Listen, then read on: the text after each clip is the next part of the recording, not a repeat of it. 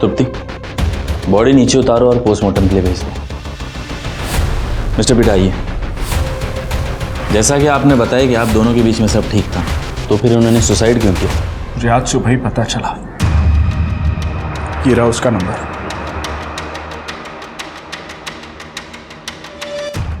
नमस्कार, मैं Ashutosh Rana crime petrol के इस नए अध्याय शातिर क्रिमिनल्स में आप सभी का हार्दिक स्वागत करता हूं। आज के समय में हम सब क्या करते हैं? जब हम डॉक्टर के पास अपॉइंटमेंट के लिए जाते हैं और वहां हमसे 10 मिनट वेट करने के लिए कहा जाता है, या जब हम अपनी ट्रेन या फ्लाइट का इंतजार कर रहे होते हैं, या फिर मूवी देखते समय जो 5 मिनट का इंटरवल होता है, ऐसे वक्त में हम सबसे पहले अपना फोन चेक करते हैं और उसमें भी सबसे पहले अपना सोशल मीडिया अकाउंट चेक करते हैं। आज के युग में ये एक तरह का कल्चर बन गया है जो अनजाने तरीके से हमें वल्चर बनाने के लिए प्रेरित करता है। हम दिन भर में कई बार सोशल मीडिया पर जाते हैं और अपनी व दूसरों की प्रोफाइल को बहुत बारीकी से चेक करते हैं। लत और लात का बड़ा नजदीकी रिश्ता है।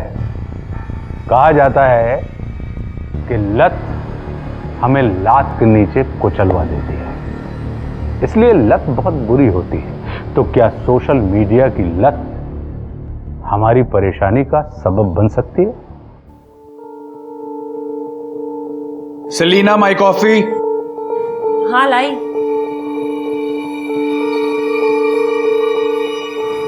टिफिन रेडी है? हाँ। जल्दी करो, मुझे लेट हो रहा है। हाँ हाँ।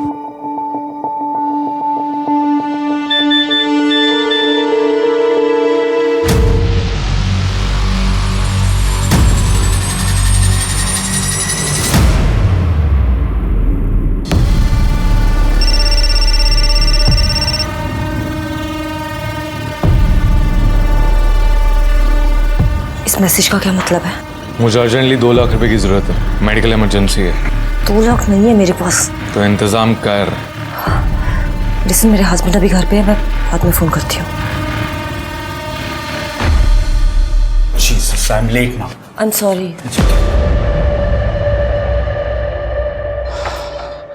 अब लिसन, अकाउंट डिपार्टमेंट से एक लड़का आएगा, गिब्सन। उससे पैसे ले लेना और सेफ्टी से रख देना, ठीक है? मैं बाद में चेक करूंगा।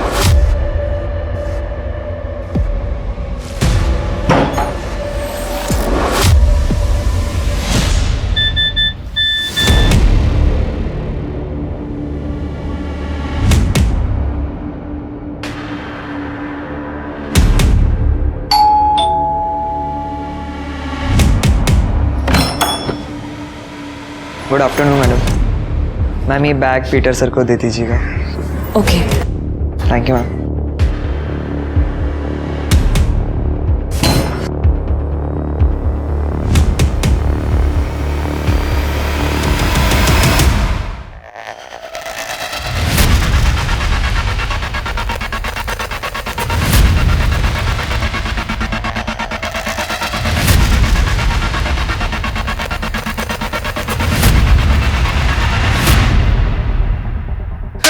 कैसे हुई मेरे पैसे चुराने की? हाँ?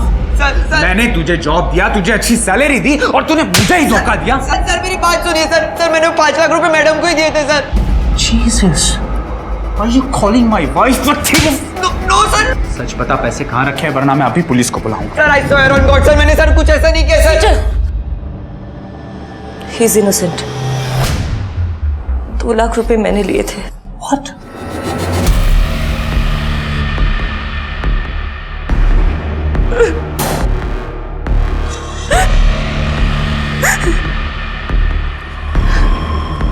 Peter, someone is blackmailing me. What?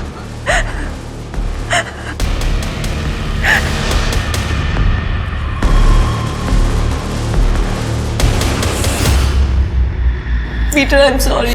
I made a mistake. Please forgive me.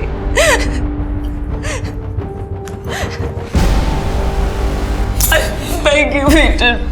Please माफ कर दो। मैं एक जरूरी मीटिंग के लिए जा रहा हूँ। जब तक वापस आऊं तब तक मुझे तुम या तुम्हारा कोई भी सामान दिखना नहीं चाहिए। Please please leave right now.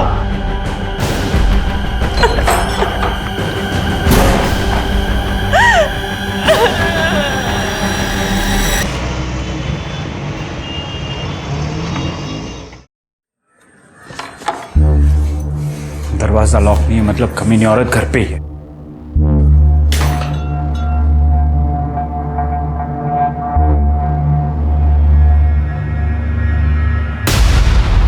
Selina,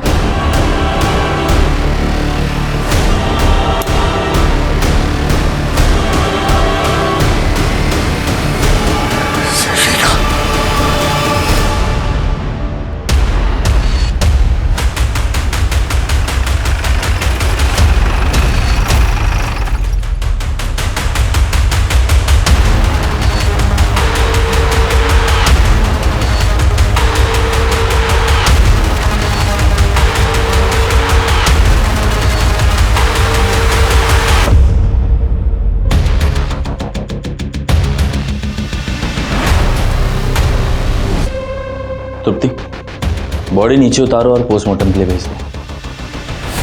mister पीटा आइए। जैसा कि आपने बताया कि आप दोनों के बीच में सब ठीक था, तो फिर उन्होंने सुसाइड क्यों किया? मुझे आज सुबह ही पता चला। ये रहा उसका नंबर।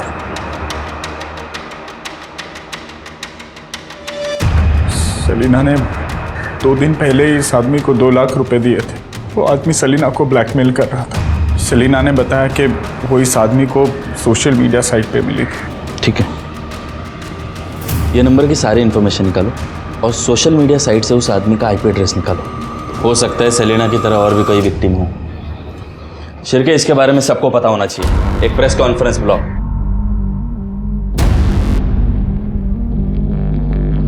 इस सुसाइड के पीछे जिसका हाथ है उस आदमी का पता चल गया है। ये सोशल मीडिया के थ्रू औरतों को फंसाता है और उन्हें ब्लैकमेल करता है। तो मैं आपसे रिक्वेस्ट करता हूं कि और भी अगर सेलिना की तरह कोई पीड़िता हो तो प्लीज सामने आए, घबराए नहीं, हमारी मदद करे उस आदमी को पकड़ने।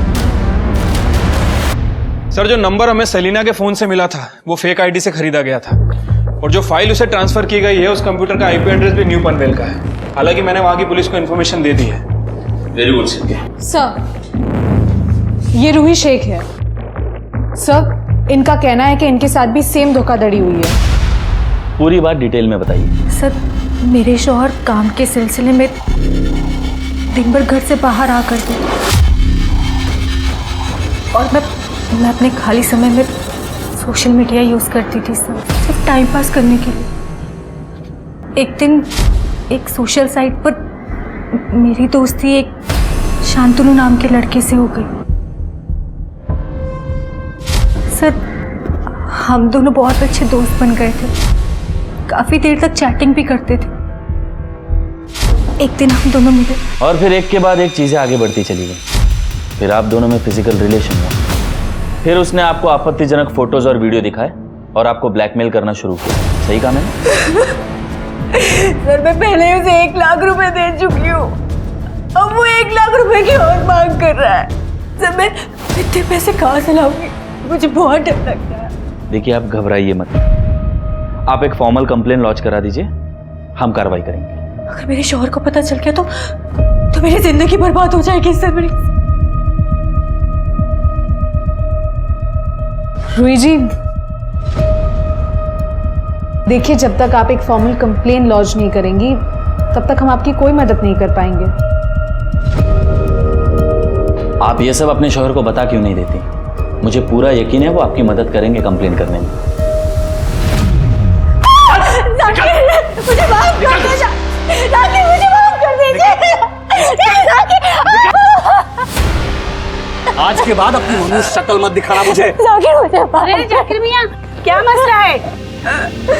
जाकिर, कोई अपने बेगम के साथ ऐसे पेश आता है क्या? बेगम? और ये जो हमारी बेगम है ना, वो किसी पराये मर्द के साथ सिर्फ सोकर नहीं आई है, अपने यार के ऊपर पैसे भी लुटा कर आई है। फोटोज और वीडियोस निकले हैं, अगर आपको चाहिए ना तो मैं शेयर कर देता हूँ। तलाक, तलाक, तलाक।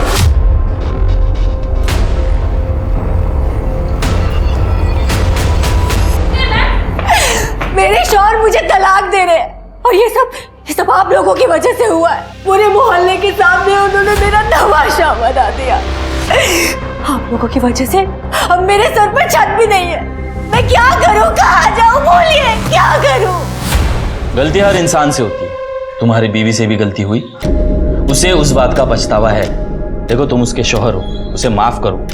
रूही के अनुसार उसने इसके पहले कभी भी तुम्हें शिकायत का मौका नहीं दिया। हो गया आपका बोल के। अब मुझे एक बात बताना, अगर आपकी बीवी किसी पराये मर्द के साथ सोकर आती तो क्या आप उसे वापस अपनी जिंदगी में लेते? वो फोटोज और वीडियोस देखने के बाद उसे पहले की तरह वापस अपनाते? क्या हो गया, बोलती बंद होगी तुम्हारी? देखिए आप ऐसे बात नहीं कर सकते।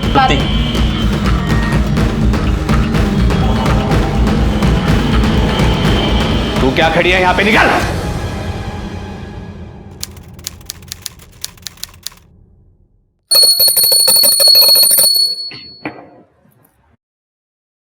आई बाबा, आई बाबा, अरे क्या हुआ? आई वो बाहर। क्या हुआ बताओ तो सही।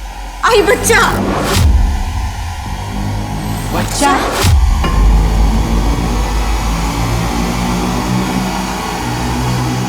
आई, ये देखो। अरे देवा, ये कहाँ से आ गया? पता नहीं यार, मैं पत्ते काटने के लिए आई तो मैंने इसको देखा। बाबा शायद से ये जिंदा है। हाँ, जल्दी से एम्बुलेंस बुला। अरे नहीं नहीं, ये पुलिस केस है, पुलिस को फोन लगाना पड़ेगा। हेलो, हाँ पुलिस स्टेशन।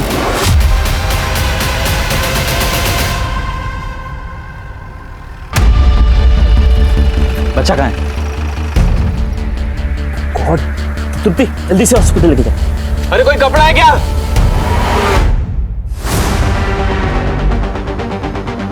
आप में से बच्चे को सबसे पहले किसने देखा? मैंने सर। आपका नाम? राधा बोरकर। बताइए। सर मैं पत्ते काट रही थी तो मेरी नज़र वहाँ पे गई। ये बच्चा किसका हो सकता है, कोई आइडिया? नहीं सर।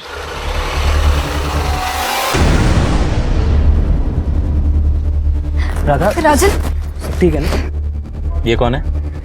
ये मेरे पति हैं, पुणे में जॉब करते हैं, सॉफ्टवेयर इंजीनियर हैं।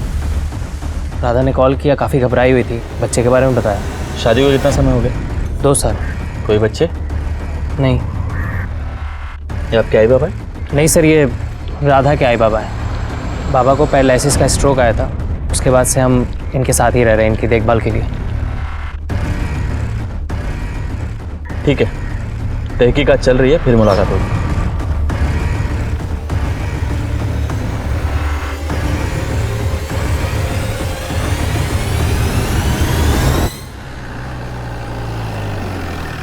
सर, हमें जो बच्चा मिला है वो प्रीमेच्योर बॉर्न हुआ है। प्रेगनेंसी सिर्फ 7 महीने की थी। बच्चे की हालत बहुत ख़राब है, लेकिन सर डॉक्टर्स पूरी कोशिश कर रहे हैं और डॉक्टर्स का कहना है कि जिसने भी बेबी को डिलीवर किया है उसे डिलीवरी के बारे में कोई नॉलेज नहीं है।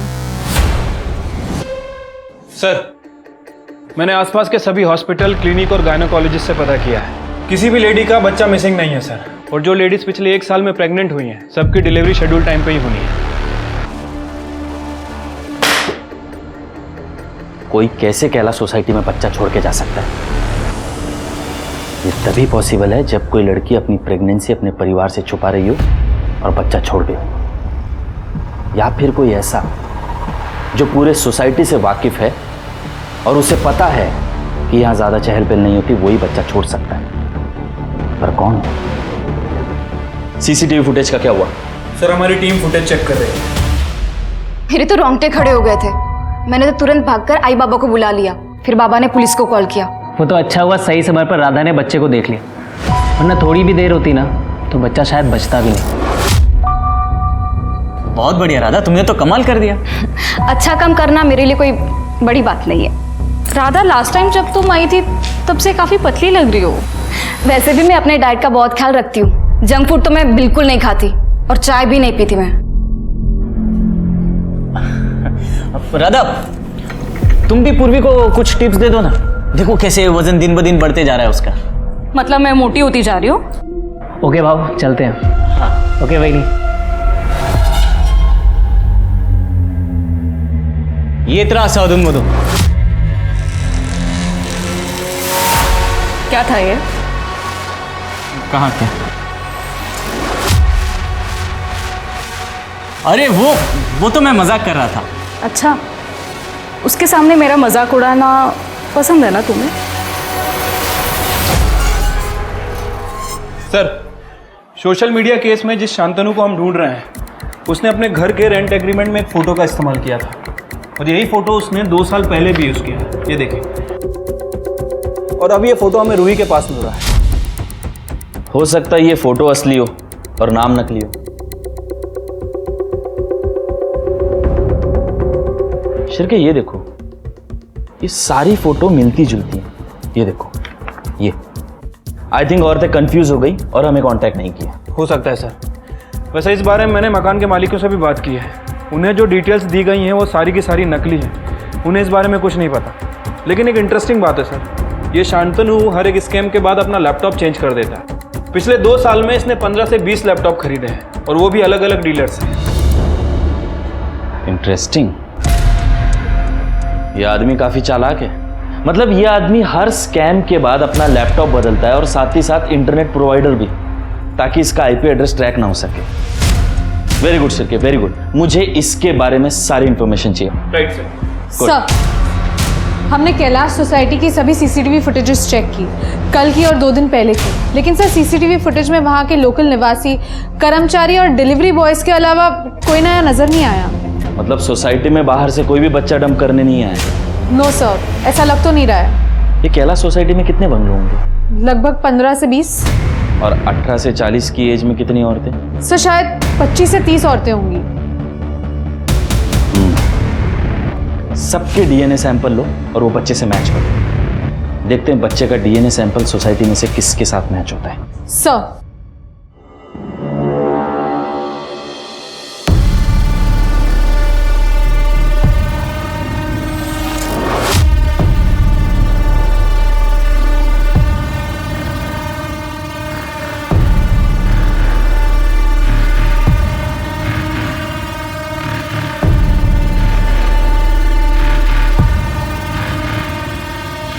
सोनल, रात को 8 बजे खाना तैयार रखना। 9 बजे ना सोसाइटी की मैनेजिंग कमेटी के साथ मीटिंग है। नरेंद्र भाई है ना, उनके पौधों का पानी सोहेल भाई के घर में जाता है।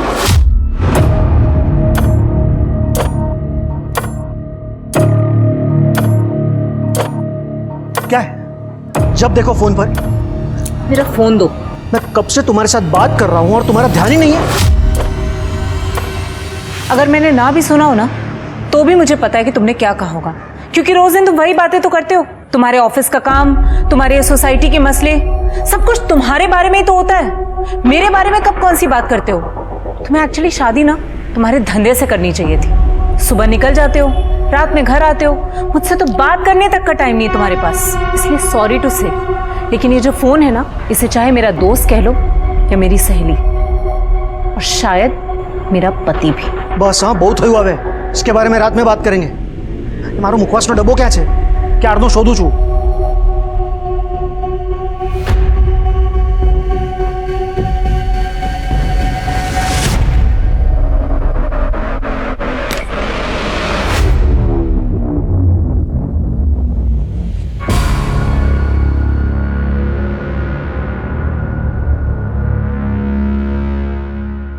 अपने नॉटी फोटोज भेजो ना। अच्छा, मैंने तुम्हारा आज तक चेहरा भी नहीं देखा है और तुम्हें मेरे वैसे वाले फोटोज चाहिए। प्लीज़ जान, प्लीज़ भेज दो।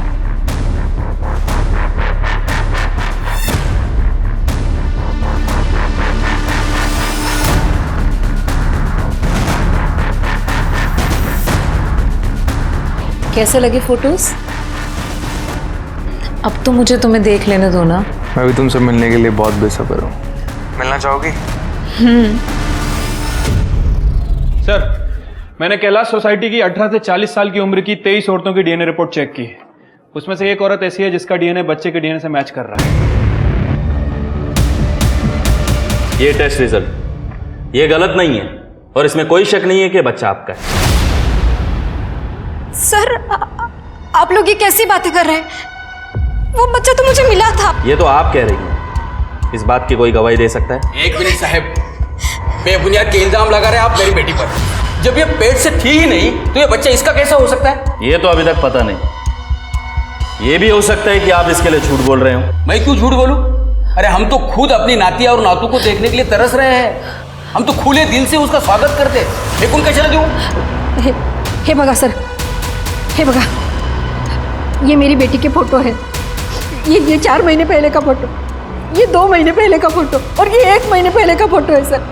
ये आपको प्रेग्नेंट दिख रही है क्या? अगर वो 7-8 महीने की प्रेग्नेंट होती तो उसका पेट नहीं दिखाई देता क्या सर? राजन, तुम्हें क्या लगता है? लगना क्या है सर, राधा मेरी बीवी है। आप ही सोचिए, अगर वो प्रेग्नेंट होती तो क्या मुझे पता नहीं चलता? ठीक। शिर्के, डीएनए टेस्ट के लिए इनका सैंपल ले लो। नहीं, मैं डीएनए टेस्ट नहीं कराऊंगा।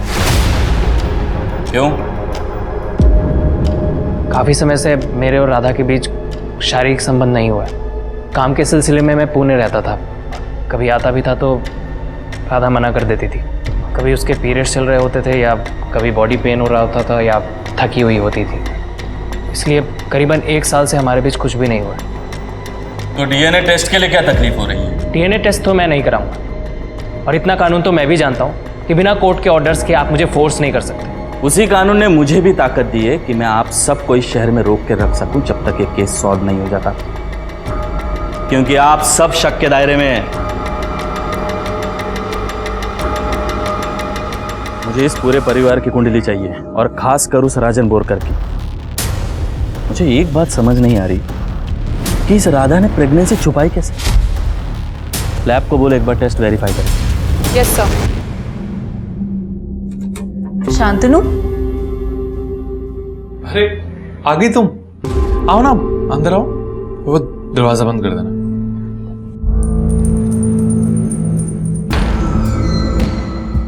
देर लगाती तुमने आना में, मैं कब से तुम्हारा इंतजार कर रहा था। अब मुझसे भी कोई पिरा नहीं जा रहे।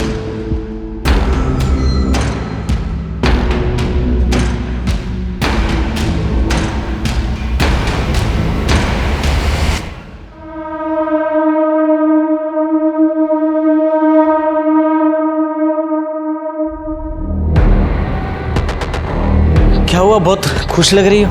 बात ही ऐसी है, ये देखो। लेकिन ये कैसे हो सकता है? क्यों नहीं हो सकता? राधा के साथ कुछ भी हो सकता है। वैसे भी अपने आप को बड़ी हूर की परी समझती है ना वो। उसके साथ जो कुछ भी हुआ बहुत अच्छा हुआ। अरे चुप करो, बस करो। एक काम करो, अभी के अभी तैयार हो जाओ, हम लोग उनके घर पे जा रहे हैं। पता नहीं राजन और राधा पे क्या बीत रही होगी। सर, हमने पूरी कैलाश सोसाइटी, उनके पड़ोसियों और राधा के दोस्तों से भी बात की, लेकिन किसी को नहीं पता था कि राधा प्रेग्नेंट थी। किसी ने राधा का वजन बढ़ते हुए नहीं देखा, कोई प्रेगनेंसी सिम्टम्स नहीं। वो हमेशा सबको नॉर्मल ही दिखती थी। Hello, yes, thank you so much. Rajan का डीएनए सैंपल लेने की परमिशन मिल गई है। सर, इस राजन की कहानी तो बहुत ही इंटरेस्टिंग है। ये जॉब के लिए पूना नहीं जाता है, बल्कि साइन में अपने दोस्त के साथ रहता है, नितिन पाटिल। राजन के फ़ोन रिकॉर्ड और लोकेशन रिकॉर्ड से नितिन का नंबर मिला, और जब मैंने राजन की कंपनी में इंक्वायरी की तो उन्होंने बताया कि राजन को उन्होंने 1 साल पहले ही जॉब से निकाल दिया था। राजन ने घर पे झूठ बोला, और सर नितिन ने हमें बताया कि पिछले 1 साल से वो छोटा मोटा काम करके घर का खर्चा चला रहा है, और इसीलिए वो पुणे जाने का नाटक करता है। Very good Shirke, very good. मुझे लगा ही था ये सब इतना सिंपल नहीं है। सर, शांतनु ऑनलाइन एक्टिव हुआ है। उसने वो फोटो इस्तेमाल किए है जो रूही के केस में इस्तेमाल किए थे। उसका आईपी एड्रेस? सर, अपनी टीम ट्रैक कर रही है। Very good. अच्छा सुनो, मुझे रात को मैसेज या कॉल मत करना, मेरे हस्बैंड को शक होने लगा है। ठीक है बाबा, नहीं करो। बाय।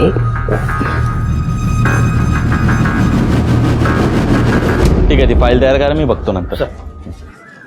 सर, हॉस्पिटल से फ़ोन आया था, वो बच्चा ही इज नो मोर।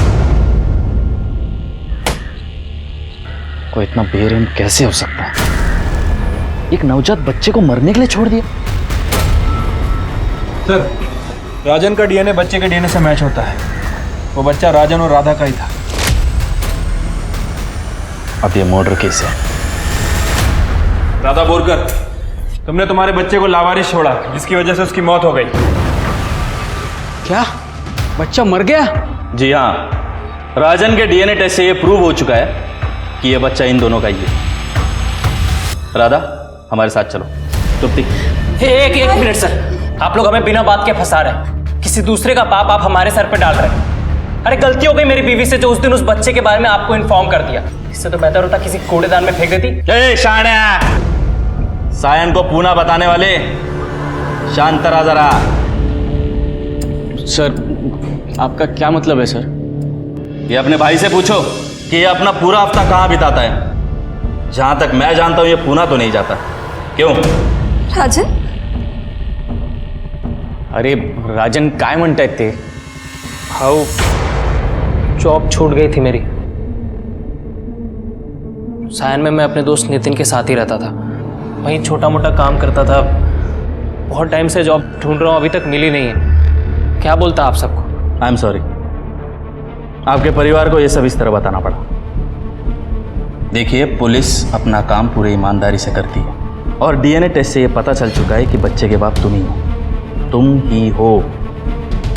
तो अभी ठंडे दिमाग से सोचो कि राधा के साथ तुमने आखिरी बार संबंध कब बनाए। सर मैंने आपको पहले ही बताया, 1 साल पहले,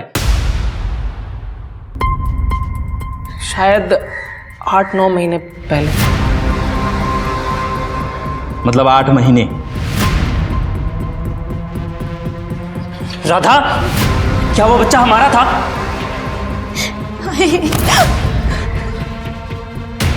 तृप्ति, लेके चलो। आपको कुछ गलत फहमी हुई है साहब? रानी ने कुछ नहीं किया।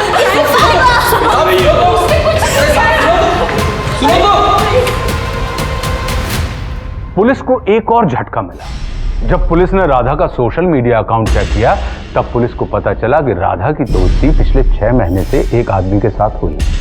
वो आदमी जिसका नाम शांतनु था। ये पुलिस के लिए खतरे की घंटी थी। क्या ये वही शांतनु है जो पिछले 6 महीने से अधिक समय से नहीं मिल रहा है? क्या उसने ही राधा के साथ धोखा किया है? बता दो।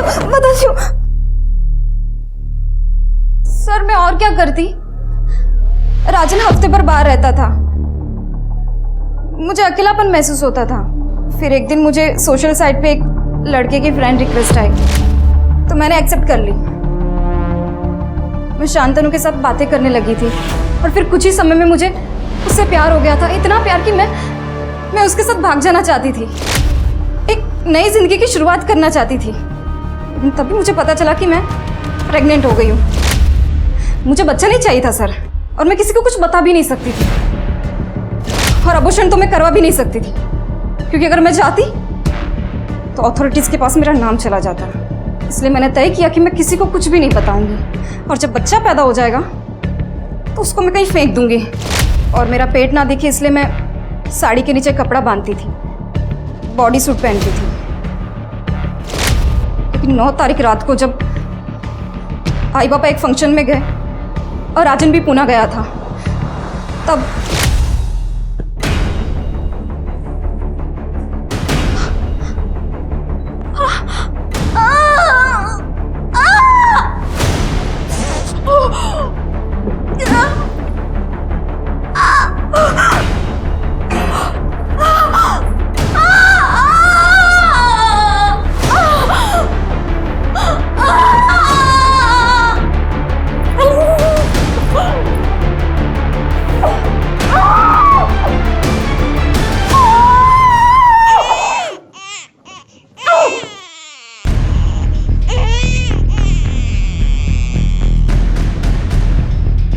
मैंने बच्चे को झाड़ियों में फेंक दिया और आके मैंने पूरा बाथरूम साफ कर दिया। जो भी सामान मैंने इस्तेमाल किया था उसको कूड़ेदान में फेंक दिया। फिर अगले दिन आई। सर एक मिनट, एक गुमनाम फोन आया था। वो आदमी बोल रहा है कि वो राजन का दोस्त है और राजन को राधा के अफेयर के बारे में पता था। इस बात को लेकर दोनों में झगड़ा होता था। तो राजन लगी नहीं आ सर? हाँ सर, एक दिन मुझे एक अननोन नंबर से कॉल आया था। उसने कहा मेरी वाइफ किसी मॉल में एक आदमी से मिलने वाली। तुम्हारा दिमाग खराब है राजन। मेरा अफेयर? राजन सिर्फ तुमसे प्यार करती हूँ। अच्छा, अगर ऐसा है तो तू आज रात मॉल में किससे मिलने जा रही है? किसी से नहीं, मैं सच बोल रही हूँ। बेटा देखो बेटा, शायद तुम्हारे साथ किसी ने मजाक किया है। राधा ऐसा नहीं कर सकती बेटा। तो क्या राधा उस दिन मॉल गई थी? नहीं सर, उसके बाद कभी हमने इस बारे में बात भी नहीं की। मैं राधा से बहुत प्यार करता हूँ उसे। मैं कभी सपने में भी नहीं सोच सकता कि वो अपनी प्रेगनेंसी के बारे में मुझसे छुपाएगी। बल्कि उसे ऐसे ही छोड़ देगी, एक ऐसे इंसान के बारे में सोचते हुए जिसे कभी उसने देखा भी नहीं था। इन सब चक्करों के चक्कर में मैंने अपना बच्चा खो दिया। शिरके, इतना सब सुनने के बाद ताज़ी हवा की सख्त ज़रूरत थी। हाँ सर, वैसे जब हम राजन को इंटरोगेट कर रहे थे तब सर राधा के फ़ोन की रिपोर्ट आई थी। राधा के फ़ोन में ना तो कोई अश्लील वीडियो है, ना ही कोई अश्लील फ़ोटो, जैसा कि सेलिना के फ़ोन में मिला था, और ना ही कोई ऐसा वीडियो डिलीट किया गया। मतलब राधा को कोई ब्लैकमेल नहीं कर रहा था? लेकिन ये शांतनु तो पहले दोस्ती करता है, फिर प्यार मोहब्बत का नाटक करके ब्लैकमेल करके पैसे लेके भाग जाता है। ये राधा के लिए हृदय परिवर्तन कैसे हो गया इसका? सर वही तो समझ। सर, शांतनु को ट्रैक कर लिया है। उसके आईपी एड्रेस के मुताबिक उसने एमजी रोड पर अभी एक फ्लैट किराए पे लिया है, और सर इस वक्त वो दौलत नगर की रहने वाली सोनल कपाड़िया को अपने जाल में फंसा रहा है। Very good. अब 2 टीम बनाओ और दोनों जगहों को सर्विलेंस पे रखो। शांतनु को आज रंगे हाथ पकड़ते हैं। Right sir. सुनो, मुझे 2 लाख रुपए की बहुत ज़रूरत है, कुछ मेडिकल इमरजेंसी है, प्लीज़ पैसे अरेंज करवा दो। मेरे पास 2 लाख रुपए नहीं है, लेकिन हुआ क्या है? वो सब मैं तुम्हें मिलकर बताऊंगा। अभी प्लीज़ मुझे पैसों की ज़रूरत है। देखो, तुम्हारे अलावा मेरा कोई और है भी नहीं है, तुम बिल्कुल भी टेंशन मत लेना, मैं तुम्हें जल्द से जल्द पैसे वापस कर दूंगा। लेकिन शांतनु, अगर मेरे पास होते तो तुम्हें मैं मना क्यों करती? मेरे पास नहीं है। सोनल, मैं भी फोन रखती हूँ। सोनल, क्या कर रही हो? अरे बराड़ा पाड़ी रो चुके यार, बाथरूम में से चिल्ला रहा हूं मैं कब से, टॉवेल भूल गया था। मैंने संभळायो नहीं, वो फोन फिर से फोन ककड़ाहट से।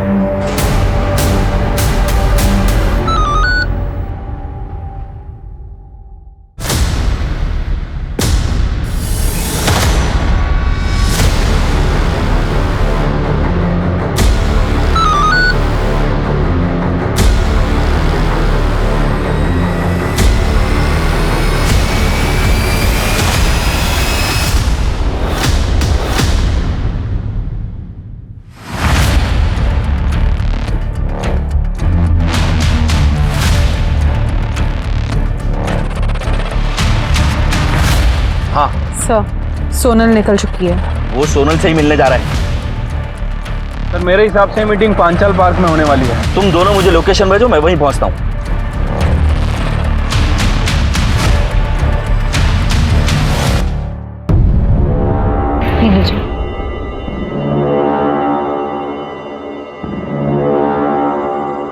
तुम ये ठीक नहीं कर रहे हो शांतनु।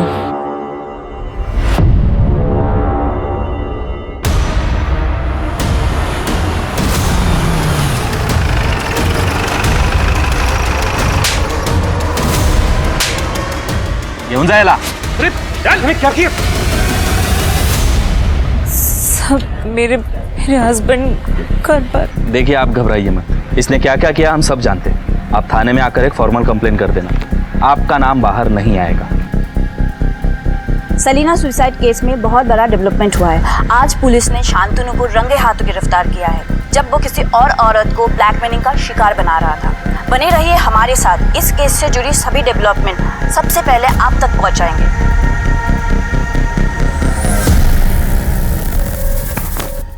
शांतनु दास गुप्ता, बता कितनी?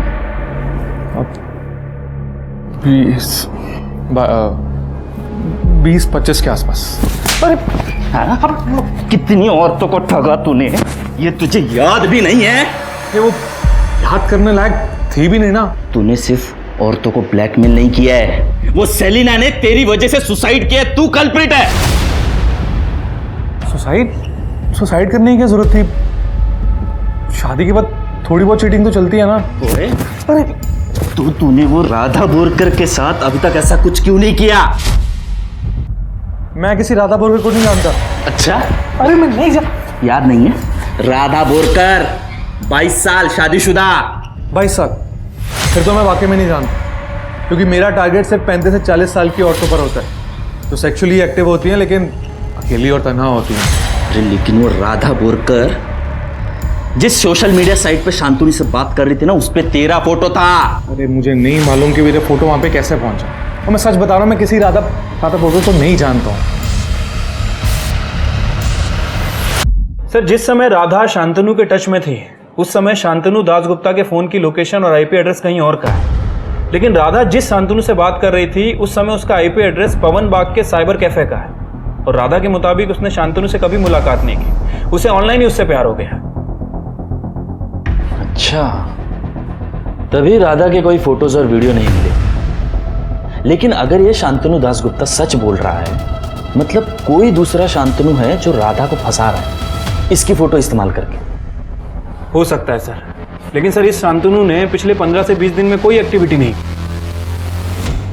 ओके शिरके, ये साइबर कैफे में जाओ और ये जो कोई भी दूसरा शांतनु है उसकी फुटेज निकालो।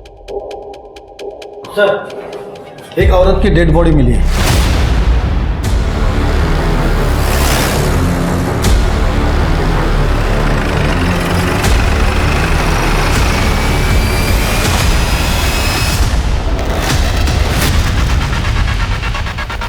ये तो पूर्वी बोरकर है, राजन की भाभी। आसपास का एरिया चेक कर जाओ। सर,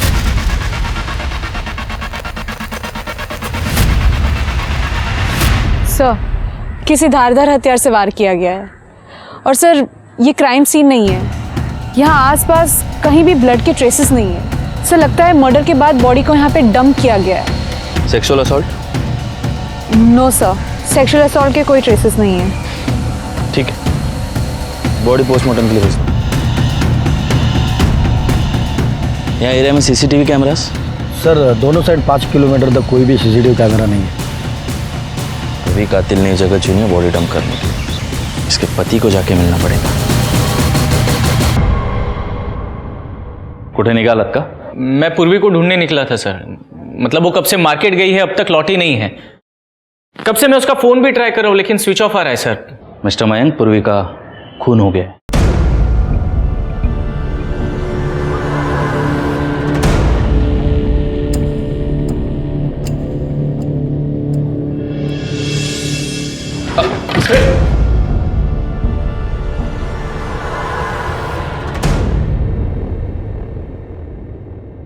मिस्टर मयंक, सांभाळा स्वतःला। पूर्वी की डेड बॉडी हमें जंगल में मिली। उसको कोई क्यों मारेगा सर? पूर्वी की किसी से दुश्मनी, झगड़ा वगैरह? पूर्वी के डेड बॉडी के पास हमें उसका पर्स, मोबाइल कुछ नहीं मिला। क्या वो यहाँ हो सकता है? नहीं सर, वो अपने साथ लेकर गई थी, इसलिए तो मैं उसको फोन ट्राई कर रहा था सर। हमें फिर भी एक बार घर की तलाशी लेनी होगी। चेक करा।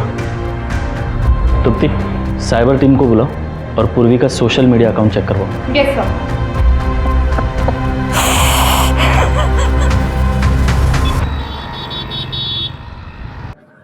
सर, पूर्वी के घर में कुछ भी सस्पिशियस नहीं मिला, लेकिन साइबर टीम ने बताया है कि पूर्वी ने थोड़ी देर पहले राधा वाले शांतनु को फ्रेंड रिक्वेस्ट भेजी है। और शांतनु का आईपी एड्रेस? सर, टीम उस पर काम कर रही है। दूसरा शांतनु कौन है? वो साइबर कैफे के फुटेज का क्या हुआ? सर, उसे चेक कर रहे हैं।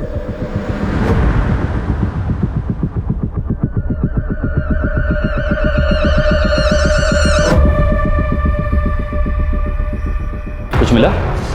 नहीं सर, अभी तक तो नहीं। ये देखो। एक मिनट, ये गोल्फ कैप वाला आदमी तो पहले भी दिखा था ना? ओके। ये जूम करो।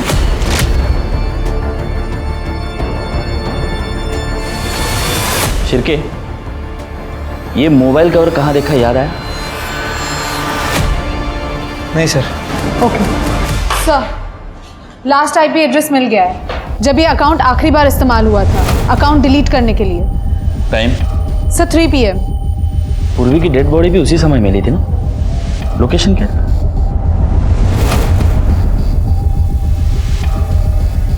ये लोकेशन मैंने जहां ये मोबाइल कवर देखा है उस लोकेशन से मैच होती है।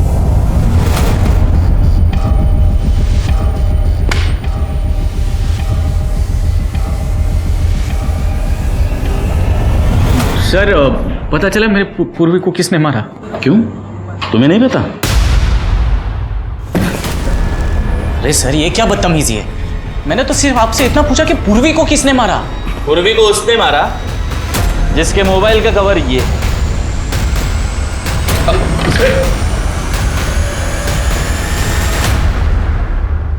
इसका आईपी एड्रेस और तेरे घर का लोकेशन मैच होता है। इस मोबाइल की आखिरी लोकेशन जंगल की है जहां पूर्वी की डेड बॉडी डंप की गई। अभी तक गेस कर लिया होगा किसने मारा पूर्वी को? बोल पटपट। बता दो, सारी मेरी ही गलती है। मैंने तो सिर्फ राधा के साथ मजाक करने का सोचा था। बहुत घमंडी थी वो, हर वक्त मेरी पूर्वी का मजाक उड़ाया करती थी, उसे ताने मारा करती थी। उसने तो मजाक में इतना तक कह डाला था कि हमारी शादी को 5 साल हो गए फिर भी हमारा कोई बच्चा नहीं है। सॉरी भाभी, ये ना बंगलो नंबर 7 वाली अनीता के बच्चे के लिए गिफ्ट था, आपको गलती से आ गया। आपका गिफ्ट तो ये रहा। इसमें ना 101 तरीके हैं बच्चे पैदा करने के लिए। इसीलिए मैं हमेशा से उसे सबक सिखाना चाहता था, लेकिन क्या करूं कैसे करूं कुछ समझ में नहीं आ रहा था। और फिर अचानक एक दिन मैंने अखबार में शांतनु के बारे में पढ़ा, जिसमें उसकी फोटो भी छपी थी। बस ये आइडिया मुझे वहीं से मिला। तो इसलिए तुमने शांतनु का फोटो इस्तेमाल करके नकली आईडी बनाई और राधा को फ्रेंड रिक्वेस्ट भेजी?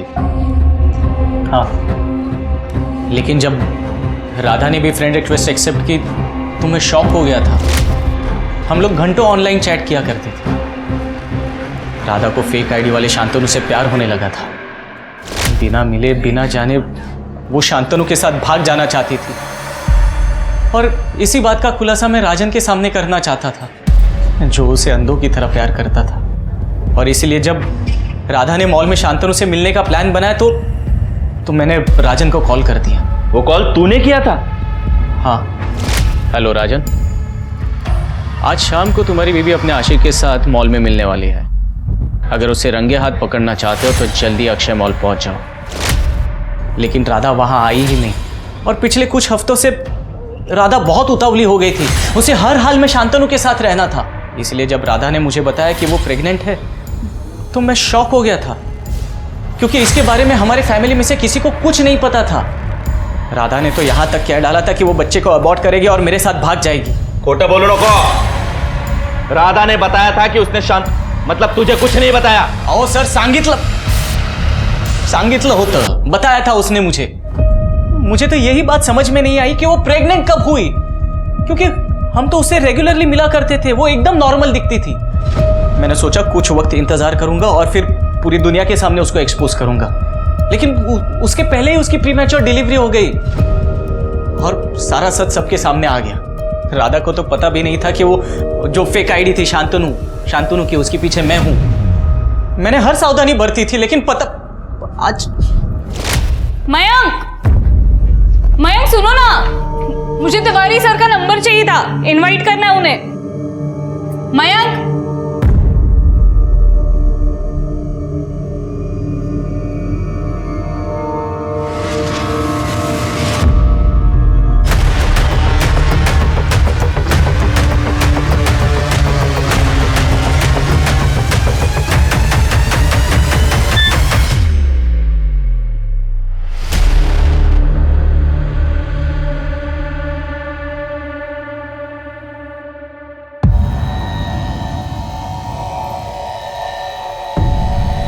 क्या हुआ?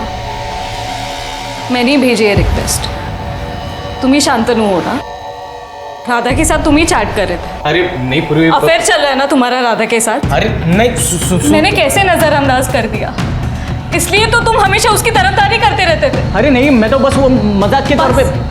मैं पुलिस के पास जा रही हूँ, सब कुछ बता दूंगी उन्हें। अरे पूर्वी देखो, तुम ऐसे कुछ भी नहीं करने वाली हो। उसे बच्चा अबॉर्ट करने के लिए तुमने कहा था, मतलब वो बच्चा भी तुम्हारा है ना, इसलिए तो उसका डीएनए। मैं बता दूंगी पुलिस को सब कुछ। अरे पूरी सुनो, अरे ऐसी कोई बात नहीं। सुनो, बैठो यहाँ पर, मैं तुमको सब बता। जिंदगी बर्बाद कर दी है तुमने मेरी। कुछ बर्बाद नहीं किया है। सुनना मुझे।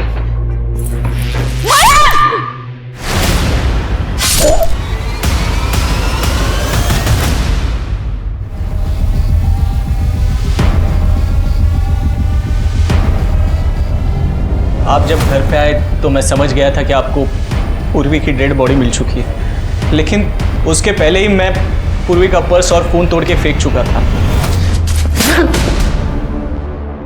क्या फायदा हुआ रे ये सब करके?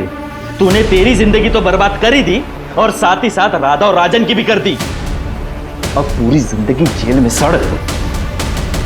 सोशल मीडिया का उपयोग करते हुए सतर्क रहें और हर किसी से दोस्ती ना करें।